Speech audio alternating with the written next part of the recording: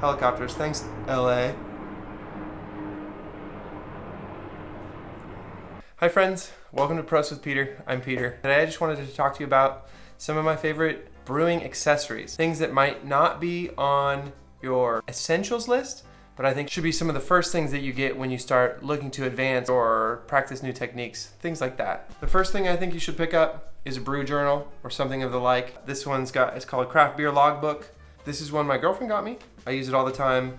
It helps me just in the moment keep record of my brews. It's got information in here about dates and ingredients and hops and yeasts and fermentation temperatures, and you can put in measurements and take notes on your brew day.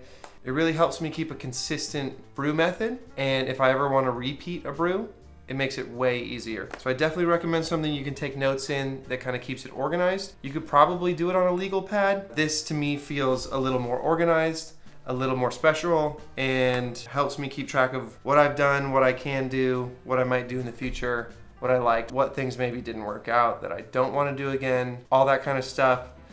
It helps me keep much more organized than without it. I also use online brew calculators and recipe builders, but this is really what I look back at for what did I actually do, what actually worked for me, what maybe didn't. Number two, I would recommend getting spray bottles. I think these Zepp ones are my favorite. I've also had plenty of success with the professional sprayer.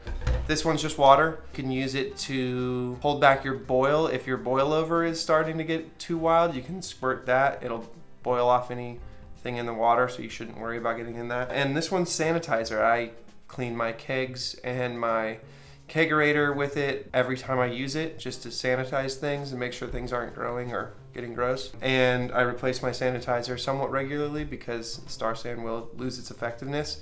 Star San, PBW, I expect to be on everybody's essentials list. Cleaning and sanitizing, obviously super important. But having a spray bottle of sanitizer as well that you replace pretty much every time you brew is great. And just some water too. It's really nice to have. The next thing I recommend is a digital thermometer. This isn't the nicest one. I think I got it off of Amazon. Maybe consider supporting a local homebrew store by buying something from them. It lights up. It instant reads, so I don't have to wait 3 to 12 seconds for an accurate reading. It tells me right away what my wort's at. I can hit my strike temperatures a lot better with this. I can check on my mash temp, make sure things are where I want them to be. Having a digital thermometer is super crucial. This may even be on your essentials list. Something that might be less essential is a pH meter. It's definitely something a little more advanced. The reason I actually purchased the pH meter, because I was kind of using a little acidulated malt to get my pHs right, but just kind of hoping they were right. pH meter's super good. I started making kettle sours. I will do a video about kettle sours. I really like making kettle sours. I've used some other yeasts, Philly sour, things like that. I like the consistency and control I have with a kettle sour. I use my old kettle and a heat wrap, and it gets me great results. But you need the pH meter. pH meter can help you with fermentations and your mash and your efficiency and all of that. So it's maybe a slightly more advanced piece of equipment, but definitely something you should look into getting when you're starting to buy a few more pieces of equipment.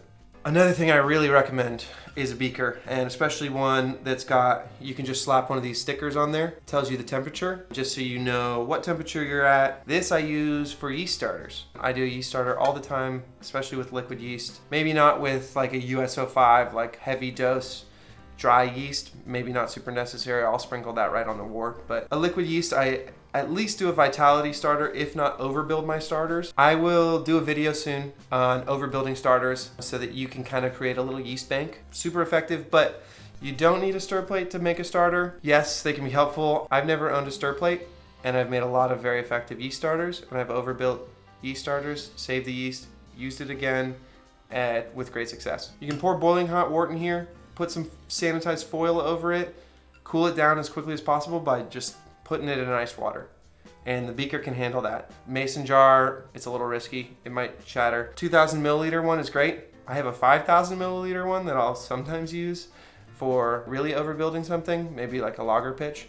But usually this will get me fine with vitality starters and overbuilding an extra pitch or two of something. A beaker with a temperature indicator on it, super, super useful. Definitely gets you your money's worth out of yeast. You can use it endlessly. Something I added to my inventory a little later on, but early enough to really get the most out of my yeast. All right, that's pretty much it for my kind of secondary essentials list. Some of your first things to buy after you have all of the essentials. One bonus thing I would add, rags. Just some terry cloth rags. I just use them, I clean things with them, use them every day when I'm brewing. I use like 2 or 3 during my brew day. I wipe things down on my kegerator. Terry cloth is good for stainless steel. It's not gonna hurt any of your brewing equipment. It's even good with my plastic fermenters. You use them once, maybe twice, throw them in the wash, keep a bunch on hand. Definitely something to look to adding to the list if you want to maintain a clean home brewery and keep things set up well.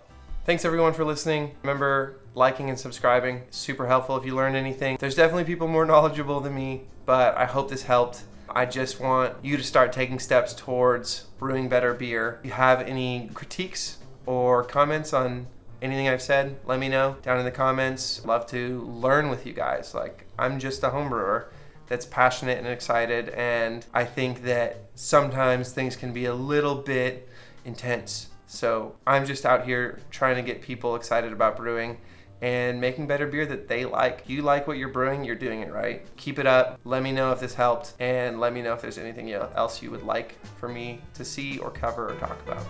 Thanks so much.